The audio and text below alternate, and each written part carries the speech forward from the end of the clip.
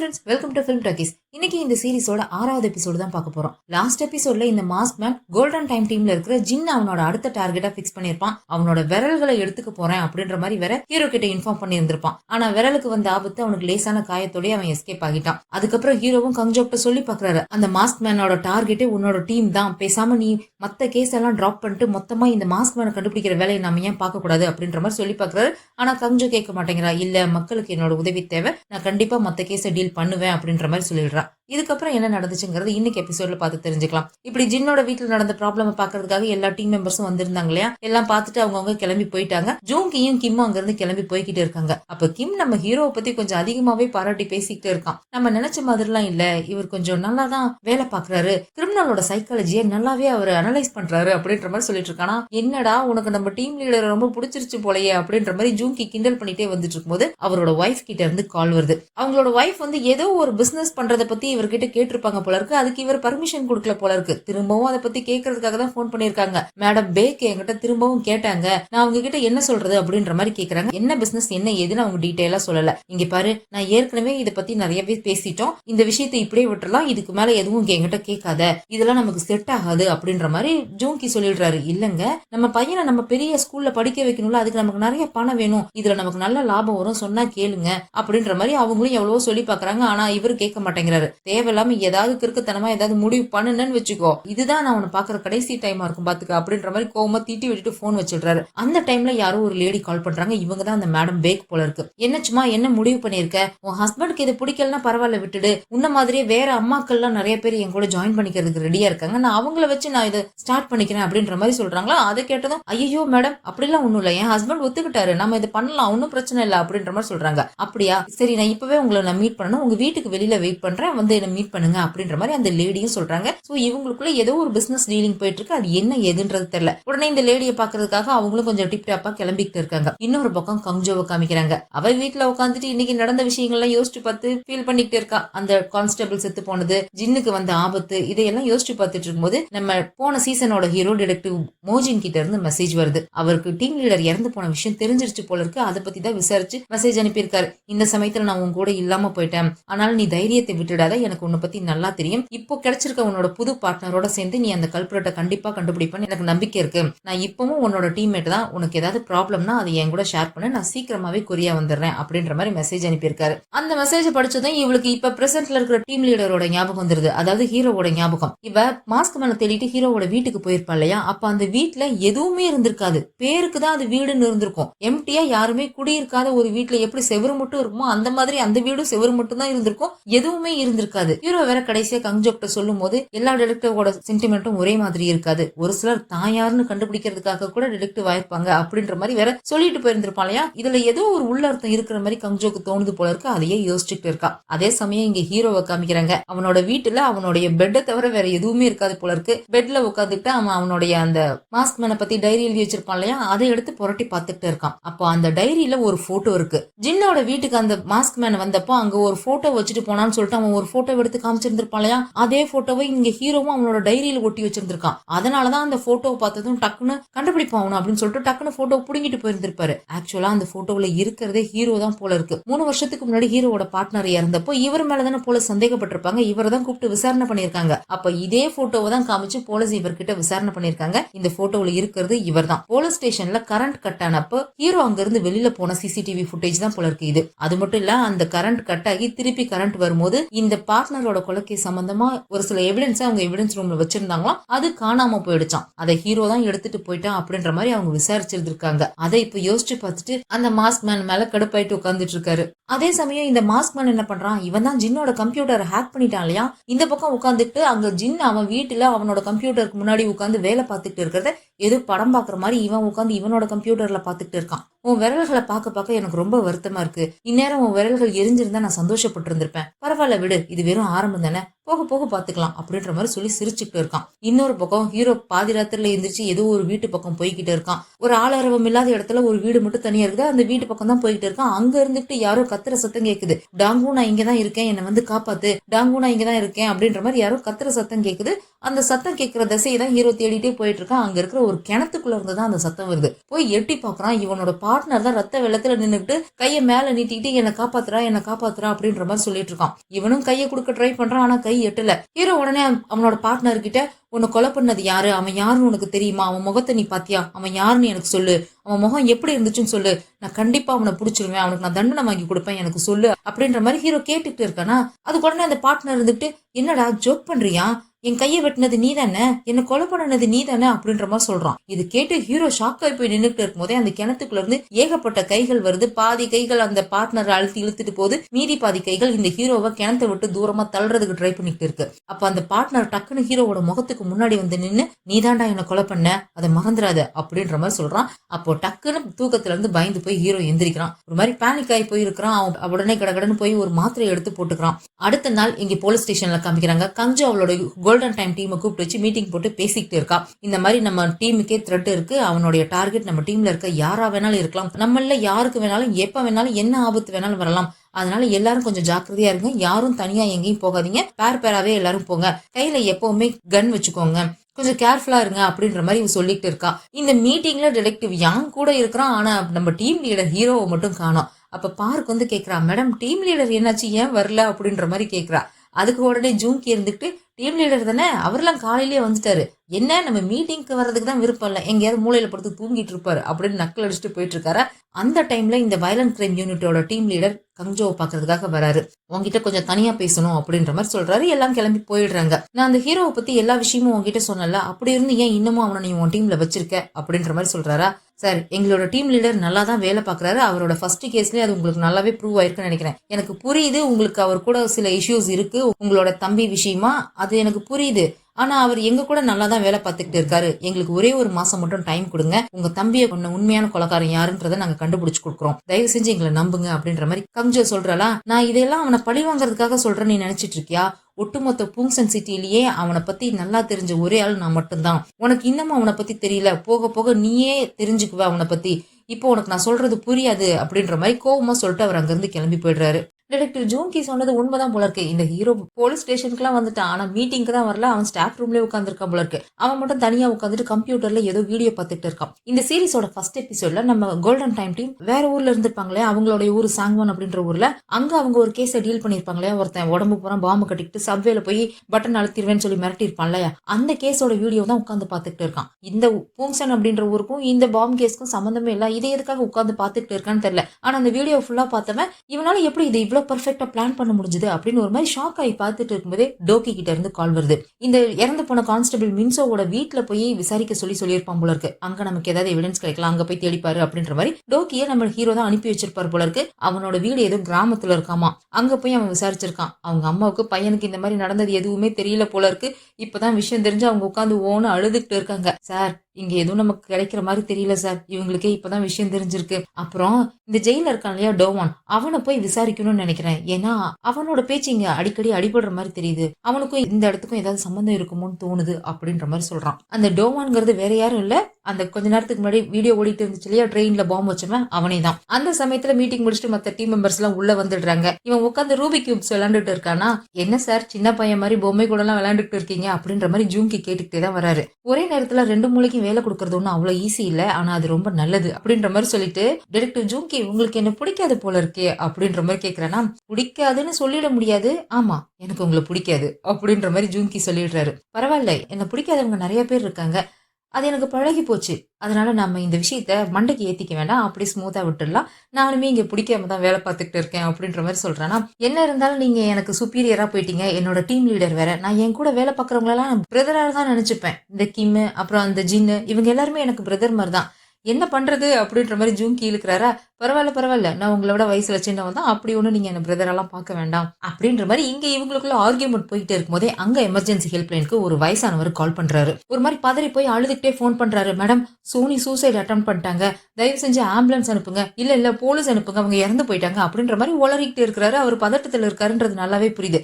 Sir யாருக்கு என்ன ஆச்சுன்னு கொஞ்சம் டீட்டெயிலா சொல்லுங்க, உங்களோட அட்ரஸ் சொல்லுங்கன்னு சொல்லி பார்க்கு தான் பேசிக்கிட்டு இருக்கா. என்னோட பேரு கங் மேடம், சூசைட் அட்டன் பண்ணிட்டு உங்க பேரு சோனி அப்படின்னு சொல்லிட்டு அவரோட அட்ரஸையும் சொல்றாரா. உடனே இவ ஆம்புலன்ஸ்க்கு இன்ஃபார்ம் பண்ணி ஆம்புலன்ஸ் அந்த இடத்துக்கு அனுப்பி விட்டுட்டு கங்ஜோக்கிட்ட இந்த விஷயத்தை இன்ஃபார்ம் பண்றா. கங்ஜோ உடனே அந்த பெரியவர்கிட்ட போன் வாங்கி பேசுறாங்க.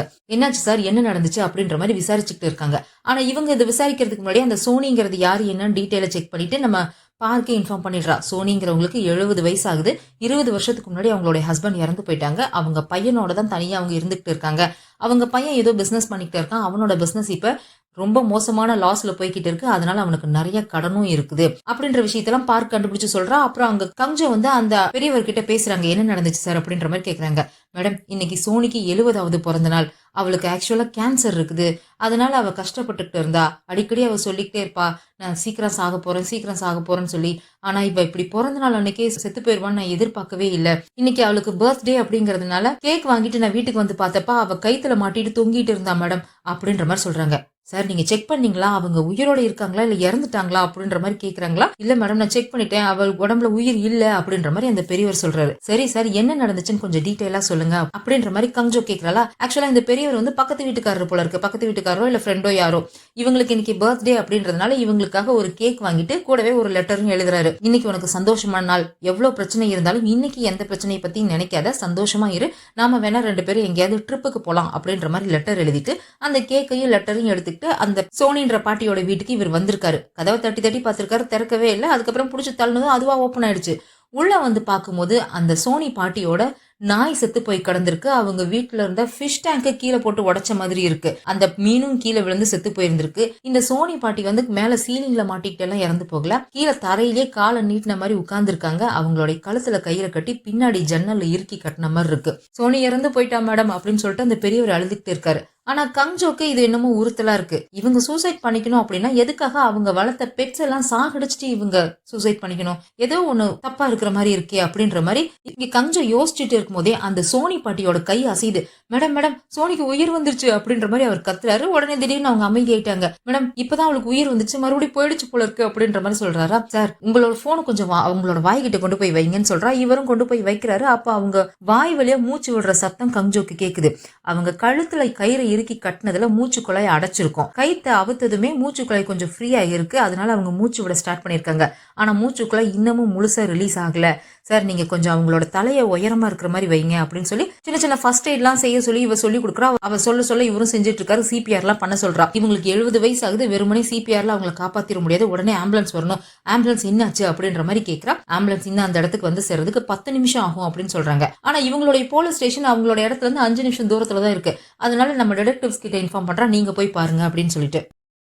கரெக்டா அந்த டைம்ல நம்ம டிடெக்டிவ் ஜூங்கியோட ஒய்ஃப் இருக்காங்க இல்லையா, அவங்க கூட தனியா ஏதோ பிசினஸ் பண்ண போறேன் அப்படின்னு சொல்லிட்டு யாரோ மேடம் பேக்னு ஒருத்தவங்களை பார்க்க போறதுக்காக டிப் டாப்பா ட்ரெஸ் பண்ணிட்டு கிளம்பி போனாங்க இல்லையா. அவங்க இப்ப ஏதோ குப்பை தொட்டி மாதிரி இருக்குது. அந்த இடத்துல பயந்து மறைஞ்சு உட்காந்துட்டு நம்ம ஜூங்கிக்கு தான் கால் பண்றாங்க. கரெக்டா இந்த சமயத்துல தான் நம்ம கங்ஜோ இந்த கேஸ் அனௌன்ஸ் பண்ணிட்டு இருக்கலாம். அதனால அவர் போன் எடுத்தவரு, ஏமா நான் கேஸ் விஷயமா வெளியே போறேன், போனை வை அப்படின்னு சொல்லிட்டு போனை கட் பண்ணிடுறாரு. அவர் என்ன ஏதுன்னு கூட கேட்கவே இல்லை. அவங்க ஒரு மாதிரி பயந்து போய் உட்காந்துருக்காங்க. அந்த சமயத்துல ஒரு கார் வேற ஒண்ணு கரெக்டா அந்த இடத்துல வந்து நிக்குது. அந்த கார்ல இருந்து எவனோ ஒருத்தன் இறங்குறான். அவன் இறங்குற சத்தம் கேட்டவும் இவங்களுக்கு அவ்வளவுதான் உயிரே இல்ல. உயிரை கையில புடிச்சிட்டு பயந்து போய் உட்கார்ந்துட்டு இருக்காங்க. அவன் அங்க சுத்தி தேடிட்டு இருக்கானா. இவங்க நைஸா அங்க இருந்து நகர்ந்து போயிடலாம் அப்படின்னு சொல்லிட்டு எந்திரிச்சு அப்படி நகர்ந்து போக பாக்குறாங்க. கால்ல செருப்பு இல்ல, காலெல்லாம் ஒரு மாதிரி ரத்தமா வேற இருக்குது. இவங்க நடந்து போகும்போது ஏதோ ஒரு காலி பாட்டில் மேல கால வச்சிடுறாங்க. சத்தம் அவனுக்கு கேட்டுடுது. அவன் சுத்தி தேடிட்டு இருக்கான். அவன் அந்த பக்கம் போற வரைக்கும் மூச்சு அடக்கி பிடிச்சிட்டு அவங்க உட்கார்ந்து இருக்காங்க. ஆனா பார்த்தா அவன் சைட்ல வந்து நின்னுட்டு இருக்கான். கிட்ட மூஞ்ச காமிச்சு பயமுறுத்திட்டு இருக்கான். அவனுடைய கண்ணு ஒரு மாதிரி ஒண்ணு வெள்ளையா இருக்குது. இந்த பூ விழுந்த கண்ணு சொல்லுவாங்க இல்லையா, அந்த மாதிரி. இதே மாதிரி ஒரு அடையாளத்தோட தானே நம்ம வயலண்ட் கிரைம் யூனிட்ல ஒரு கொலகாரனை தேடிட்டு இருந்தாங்க.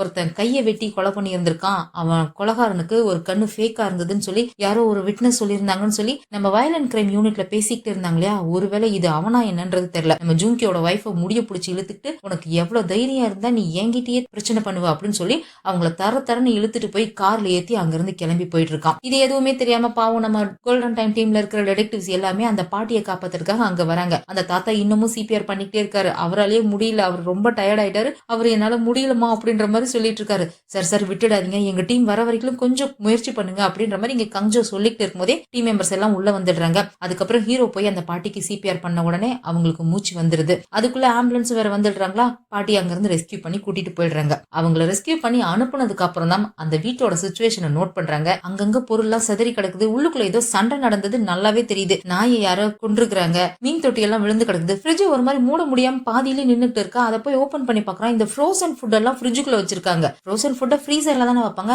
ஃப்ரிட்ஜுக்குள்ள ஒரு மாதிரி திணிச்சு வச்சு மூடின மாதிரி இருக்கு. எதுக்காக இது இப்படி இருக்கு அப்படின்னு சொல்லிட்டு அந்த பாட்டி சூசைட் பண்ணிட்டு அந்த கைத்தை வந்து பாக்குறாங்க. அயன் பாக்ஸோட ஒயர்ல தான் மாட்டி இருக்காங்க. அதுவும் அந்த டோரோட நாபு வேற உடைஞ்சு போயிருக்கு, அந்த நாப்ல தான் மாட்டி இருந்திருப்பாங்க போல இருக்கு. உடனே இவன் கங்ஜோக்கு கால் பண்ணி எனக்கு இது சூசைட் அட்டெம்ப்ட் மாதிரி தெரியல, மர்டர் அட்டெம்ப்டா இருக்கும்னு தோணுது அப்படின்ற மாதிரி சொல்றான். ஏன் அப்படி சொல்றீங்க அப்படின்னு கேட்டா, அந்த பாட்டி அயன் பாக்ஸோட ஒயர்ல தான் மாட்டி இருந்திருக்காங்க. இந்த 8 ஷேப்ல இருக்கிற ஒரு முடிச்சு தான் அவங்க போட்டிருக்காங்க. இந்த முடிச்சு ஆர்மியில இருக்கவங்களுக்கு சொல்லி தருவாங்க. நார்மலா நம்ம ஊர்ல எல்லா ஆண்களுமே ஆர்மிக்கு போவாங்க, எல்லாருக்குமே இந்த முடிச்சு போட தெரியும். 70 வயசான பாட்டி இந்த முடிச்சு போடுறதுக்கு வாய்ப்பே கிடையாது. யாரோ ஒரு ஆண் தான் இதை பண்ணியிருக்கணும். அவன் கொலை பண்ணிட்டு இதை வந்து சூசைட் மாதிரி ஃப்ரேம் பண்ணி வச்சுட்டு போயிருந்திருக்கான். இல்ல இவங்க சூசைட் பண்ணிக்கணும்னா உடஞ்சு போன நாப்ல எதுக்காக அவங்க அதை மாட்டிக்கணும் அப்படின்ற மாதிரி ஹீரோ சொல்றான். உடனே அங்க இருக்கிறவங்க எல்லாரையும் கூப்பிட்டு இங்க ஏதாவது எவிடன்ஸ் கிடைக்குதான்னு தேடுங்க அப்படின்னு சொல்லி எல்லாத்தையும் சுத்தி தேட அனுப்பி வச்சிட்டு இருக்கான். இது சூசைட் இல்ல மர்டர் அப்படின்ற மாதிரி சொல்லிட்டாங்களே, அதனால வீட்டை சுத்தி இருக்கிற சிசிடிவி கேமரா எல்லாம் செக் பண்ண சொல்றாங்க. இந்த பாட்டிக்கு யார் மேலேயாவது பகையோ இல்ல கோவமோ இருக்கான்னு சொல்லி விசாரிச்சு பாக்குறாங்க. அந்த மாதிரி எதுவுமே இல்ல, அந்த பாட்டி ரொம்ப ரொம்ப நல்லவங்க அப்படின்ற மாதிரி தெரிய வருது. அப்பதான் பார்க் ஒரு விஷயத்தை கண்டுபிடிச்சு சொல்றா, மேடம் இந்த சோனி பாட்டிக்கு ஸ்டேஜ் 3 கேன்சர் இருக்கு, அதனால இவங்களுக்கு இன்சூரன்ஸ்ல இருந்து $50,000 இவங்களுக்கு ட்ரீட்மெண்ட்டுக்காக கொடுத்திருக்காங்க. ஆனா அந்த $50,000 அவங்க அக்கௌண்ட்ல இல்ல, மேபி அந்த பணம் இப்ப அவங்க வீட்டுல இருக்கிறதுக்கு வாய்ப்பு இருக்கு அப்படின்ற மாதிரி சொல்றா. உடனே இதை வந்து ஹீரோ கிட்ட இன்ஃபார்ம் பண்றாங்க. அவங்க வீட்டுல $50,000 பணம் இருக்கணும்னு நினைக்கிறேன், தேடி பாருங்க. இல்ல ஒருவேளை இது ஏதாவது திருட்டுக்காக நடந்த கொலையா கூட இருக்கலாம் அப்படின்ற மாதிரி சொல்றான். உடனே இவன் சுத்தி பாக்குறானா, அங்க ஒரு இடத்துல வந்து கார்பெட் விலகுன மாதிரி இருக்கு. இது எதுக்காக இங்க விலகி இருக்கு அப்படின்ற மாதிரி அவன் அதை பாத்துக்கிட்டு இருக்கும் போதே கிம் கிட்ட இருந்து கால் வருது. சார் நாங்க ஒரு விட்னஸை கண்டுபிடிச்சிட்டோம், இந்த வீட்டுக்கு எதிர்த்தாப்புல பொட்டி கடை வச்சிருக்க ஒரு பாட்டி யாரையோ பாத்துருக்காங்க அப்படின்னு சொல்லிட்டு கூப்பிடுறாங்க. அங்க போய் பார்த்து அந்த பாட்டி கிட்ட, பாட்டி நீங்க என்ன பாத்தீங்க அப்படின்ற மாதிரி விசாரிக்கிறாங்க. இந்த வீட்டுக்குள்ள இருந்து ஒரு பொண்ணு ஒருத்தி சிகப்பு கலர் ட்ரெஸ் போட்டுக்கிட்டு இங்க இருந்து ஓடி போனா அப்படின்ற மாதிரி சொல்றாங்க. பார்த்தா அங்க ஓடி போனது நம்ம டிடெக்டிவ் ஜூங்கியோட ஒய்ஃப் தான். வீட்டுக்குள்ள இருந்து பதறி போய் அங்க இருந்து ஓடி இருந்திருக்காங்க. பின்னாடியே ஒருத்தன் ஓடுனா, அவனை பார்க்க எனக்கு நல்லவன் மாதிரி தோணவே இல்ல. அந்த பொண்ணுக்கு எப்படி 30 வயசு இருக்கணும், ஒரு குழந்தைக்கு அம்மாவா இருக்கணும். பொண்ணு அழகா இருந்தா, ஆனா பின்னாடி போனவன் சரியில்லை. அவனோட பேச்சுமே கொஞ்சம் வித்தியாசமா இருந்துச்சு, நம்ம ஆளுங்க மாதிரி பேசவே இல்ல. மேபி அவன் நார்த் கொரியனா இருக்கணும்னு நினைக்கிறேன் அப்படின்ற மாதிரி இந்த பாட்டி சொல்றாங்களா. உடனே இதை கங்ஜோ கிட்டே இன்ஃபார்ம் பண்றாங்க. அதுக்குள்ளேயே இந்த பாட்டியோட வீட்டை சுத்தி இருக்கிற எல்லா சிசிடிவி ஃபுட்டேஜையும் ஜின் எடுத்து செக் பண்ணி பார்த்துட்டு இருக்கானா. அப்படி செக் பண்ணி பார்க்கும்போது டிடெக்டிவ் ஜூங்கியோட ஒய்ஃப் அந்த ஒத்த கண்ணை பிடிச்சி இழுத்துட்டு போயிருந்திருப்பான் இல்லையா, அந்த வீடியோவும் மாட்டியிருந்து. அதை கூப்பிட்டு கங்ஜோ கிட்ட காமிக்கிறான். அந்த ஜூங்கியோட ஒய்ஃப் இவங்க இன்னும் முகம் சரியா தெரியலையா என்னன்னு தெரியல, இன்னும் அடையாளம் கண்டுபிடிக்கல. ஆனா அந்த ஆளோட முகம் தெளிவா தெரியுது, அவன் யாரு என்னன்னு கண்டுபிடிச்சிடுறாங்க. ஆக்சுவலா இவன் வந்து சைனாவில இருந்து கொரியாக்கு தப்பிச்சு வந்த ஒருத்தன் போல இருக்கு. சைனாவில இவனுக்கு மரண தண்டனை கொடுத்திருக்காங்க. அங்க இருந்து திருட்டுத்தனமா அவன் கொரியாக்கு தப்பிச்சு வந்திருக்கான். இவன் இப்ப இங்க வந்து இந்த வாய்ஸ் பிசிங் கேங்ல தான் இவன் வேலை பார்த்துட்டு இருக்கான் அப்படின்ற விஷயத்தையும் கண்டுபிடிக்கிறாங்க. அதே மாதிரி இந்த பாட்டியோட போன் ரெக்கார்டை செக் பண்ணப்பையும் இந்த வாய்ஸ் பிசிங்ல இருந்து ஏதோ கால் 20 நிமிஷத்துக்கு பேசியிருக்காங்க அப்படின்றதையும் கண்டுபிடிக்கிறாங்க. வாய்ஸ் பிசிங் அப்படின்னா இந்த போன் மூலியமா ஏமாத்துவாங்க இல்லையா, உங்க அக்கௌண்ட்டுக்கு நாங்க பணம் அனுப்புறோம், உங்களுடைய ஓடிபி சொல்லுங்க அப்படின்ற மாதிரி சொல்லி பணத்தை ஆட்டை போடுவாங்க இல்லையா, அந்த கேங். இதையெல்லாம் செக் பண்ணிட்டு ஹீரோ கிட்ட இன்ஃபார்ம் பண்றா. இந்த வீட்ல இருந்து இத்தனை மீட்டர் தூரத்துல போய் செக் பண்ணுங்க, அங்கதான் அவன் அந்த லேடியை இழுத்துட்டு போனான் அப்படின்னு சொல்லிட்டு இவங்களும் உடனே அங்க செக் பண்ண போறாங்க. இப்ப அப்படியே கட் பண்ணா போன எபிசோட்ல இந்த மாஸ்க் மேன் கோஸ்டல் கார்டோட கெட்டப்ல ஒரு அபார்ட்மெண்ட் குள்ள போயிருப்பான் இல்லையா, அந்த அபார்ட்மெண்ட் தான் காமிக்கிறாங்க. உண்மையிலேயே இது அந்த மாஸ்க் மேனோட அபார்ட்மெண்ட் தான் போல இருக்கு. உண்மையிலேயே அவன் கோஸ்டல் கார்டு தான் போல இருக்கு. ஏன்னா இன்னைக்கு அவன் வேலையை முடிச்சுட்டு ரிட்டர்ன் வரான், அதே கோஸ்டல் கார்டோட கெட்டப்ல தான் வரான். அங்க அந்த அபார்ட்மெண்டோட செக்யூரிட்டி ஒரு காரை தள்ள முடியாம தள்ளிட்டு இருக்கான். இவன் போய் ஒரு கை கொடுத்து ஹெல்ப் பண்ணிட்டு இருக்கான். இந்த 304 நம்பர் வீட்டுக்காரங்க இத்தனை தடவை சொன்னாலும் கேட்க மாட்டேங்கிறாங்க, திரும்ப தப்பான இடத்துல காரை பார்க் பண்ணிட்டு இருக்காங்க அப்படின்ற மாதிரி அந்த செக்யூரிட்டி திட்டிகிட்டே இருக்கான். இவன் எதுவுமே சொல்லாம காரை நகர்த்துறதுக்கு ஹெல்ப் பண்ணி காரை ஓரமா தள்ளி வச்சுட்டு அங்க இருந்து கிளம்புறானா. எப்பா எப்படிப்பா இருக்க, அம்மா எப்படி இருக்காங்க, உன் அம்மாவுக்கு உடம்பு பரவாயில்லையா, அவங்களோட வியாதியை பத்தி சொன்னால இப்ப எப்படி இருக்காங்க அப்படின்ற மாதிரி அந்த செக்யூரிட்டி விசாரிக்கிறாரு. நல்லா இருக்காங்க அப்படின்ற மாதிரி சொல்லிட்டு இவன் நேரா வீட்டுக்கு கிளம்பி போறான். நடு வீட்டுல நின்னுட்டு அம்மா நான் வந்துட்டேமா, நம்ம ரெஃப்ரெஷ் ஆயிட்டு வர, 2 பேரும் சாப்பிடலாம் அப்படின்ற மாதிரி சொல்லிட்டு போய் அவன் ட்ரெஸ் எல்லாம் சேஞ்ச் பண்ணிட்டு வரான். வந்து அவன் பாட்டுக்கு நின்னுட்டு பேசிட்டு இருக்கான். இந்த 304 நம்பர் வீட்டுக்காரங்க மறுபடியும் காரை தப்பான இடத்துல பார்க் பண்ணிட்டாங்கம்மா, எத்தனை தடவை சொன்னாலும் இவங்க கேட்க மாட்டாங்க போல இருக்கு அப்படின்ற மாதிரி அவன் பாட்டுக்கு பேசிக்கிட்டே இருக்கான். அங்க அவங்க அம்மாவையும் காணோம், யாரையும் காணோம். அப்ப அங்க ஒரு ரூம்குள்ள இருந்து பாட்டு பிளே ஆகிட்டு இருக்கு. திடீர்னு ஒரு மாதிரி ஸ்ட்ரக் ஆன மாதிரி பிளே ஆகுதா. இந்த பிளேயர் எப்ப பார்த்தாலும் இப்படிதான் ஸ்ட்ரக் ஆயிட்டே இருக்குது, இந்த பழசாயிடுச்சு மாத்தலாம்னு சொன்னாலும் கேட்க மாட்டேங்கிறீங்க அப்படின்னு சொல்லிட்டு ஒரு ரூம் டோர் ஓபன் பண்ணிட்டு உள்ள போய் அந்த பிளேயரை சரி பண்ணிட்டு இருக்கான். அந்த ரூமோட பெட்ல யாரோ படுத்திருக்கிற இருக்கிற மாதிரி தெரியுது, அதுதான் அவனோட அம்மா போல இருக்கு. அப்படியே கட் பண்ணி இங்க ஜூங்கியோட ஒய்ஃபை காமிக்கிறாங்க. அந்த ஒத்த கண்ணை அவங்களை ஏதோ ஒரு ஷெட் மாதிரி இருக்கு, அங்க தூக்கிட்டு வந்து தள்ளுறான். உனக்கு ஒரு வேலை கொடுத்து அதை ஒழுங்கா செய்ய தெரியாதா? அந்த ஃப்ரீசர்ல இருந்து பணத்தை எடுங்க தானே சொன்னேன், அதை கூட உனக்கு ஒழுங்கா எடுக்க தெரியாதா அப்படின்ற மாதிரி அவன் மிரட்டிக்கிட்டு இருக்கான். இங்க பாரு, நான் யாருக்கிட்டையும் எதையும் சொல்ல மாட்டேன், தயவு செஞ்சு என்னை விட்டுடு அப்படின்ற மாதிரி அவங்க கெஞ்சிக்கிட்டு இருக்காங்களா. எது உன்னை நான் விடணுமா அப்படின்ற மாதிரி இவனும் ஒரு மாதிரி நக்கலா கேட்டுட்டு இருக்கிறா. அதே சமயத்துல அங்க எமர்ஜென்சி ஹெல்ப் லைன்ல பார்க் கண்டுபிடிச்சிடுறா. மேடம், அந்த லேடியோட முகத்தை பாருங்க, நம்ம டிடெக்டிவ் ஜூங்கியோட ஒய்ஃப் மாதிரியே இருக்கு அப்படின்ற விஷயத்த அவ கண்டுபிடிச்சு சொல்றா. கங்ஜோவும் அப்பதான் கவனிக்கிறா. அவன் ஒரு கையில வாயை வச்சு பொத்தி இருந்ததுனால கண்ணு மட்டும் தான் தெரிஞ்சிருக்கும், அதனாலதான் அவங்க சரியா கவனிக்காம விட்டு இருந்திருப்பாங்க. இப்பதான் அவளே நோட் பண்றா. ஆமான்னு இப்பதான் அவங்களுக்கே ஷாக் ஆகுது. ஆனா அங்க அந்த ஒத்த கண்ணை ஜூங்கியோட ஒய்ஃபை கொலை பண்றதுக்காக கையில ஒரு கோடாரி எடுத்துக்கிட்டு அவங்கள வெட்டலான்னு கரெக்டா ஓங்கும் போது வெளியில சைரன் சத்தம் கேக்குது. நம்ம டிடெக்டிவ்ஸ் எல்லாம் கரெக்டா அந்த இடத்துக்கு வந்துட்டாங்க போல இருக்கு. காரை விட்டு இறங்கி இவங்க எல்லாம் ஓடிட்டு இருக்கும் போது தான் கங்ஜோ ஹீரோ கிட்ட இன்ஃபார்ம் பண்றா. அந்த லேடி நம்ம டிடெக்டிவ் ஜூங்கியோட ஒய்ஃப் அப்படிங்கிற விஷயத்தை இன்ஃபார்ம் பண்றா. அப்படியே கட் பண்ணி இந்த மாஸ்க் மேன தான் காமிக்கிறாங்க. நான் கொஞ்சம் வேலையில பிஸியா இருக்கமா, நீங்க வேற கடலுக்கு கூட்டிட்டு போக சொன்னீங்கல்ல, நான் சீக்கிரமா என்னோட வேலையெல்லாம் முடிச்சுட்டு வரேன், நம்ம கடலை பார்க்க போலாம் அப்படின்ற மாதிரி சொல்லிக்கிட்டே அவன் என்னத்தையும் கட் பண்ணிட்டு இருக்கான். அந்த ரூம் பூரா மெழுகுவர்த்தியா இருக்கு. அப்ப அவங்க அம்மாவோட காலை காட்டுறாங்க. ஒரு மாதிரி சூம்பி போன கால் மாதிரி இருக்கு, கால்ல ஈலாம் முச்சிட்டு இருக்கு. அந்த காலை பார்த்தாலே தெரியுது அது உயிரோட இருக்கிறவங்க கால் இல்லன்னு சொல்லி. இதோட இந்த எபிசோட் முடியுது. இதுக்கப்புறம் என்ன நடந்துச்சுங்கிறத அடுத்த எபிசோட்ல பார்த்து தெரிஞ்சுக்கலாம். இந்த வீடியோ பிடிச்சிருந்தா லைக் பண்ணிடுங்க, அப்படியே ஃப்ரெண்ட்ஸ்க்கு ஷேர் பண்ணிடுங்க. மறக்காம ஃபிலிம் டாக்கீஸ்க்கு சப்ஸ்கிரைப் பண்ணிடுங்க. அடுத்த எபிசோட்ல சந்திக்கலாம். பாய்.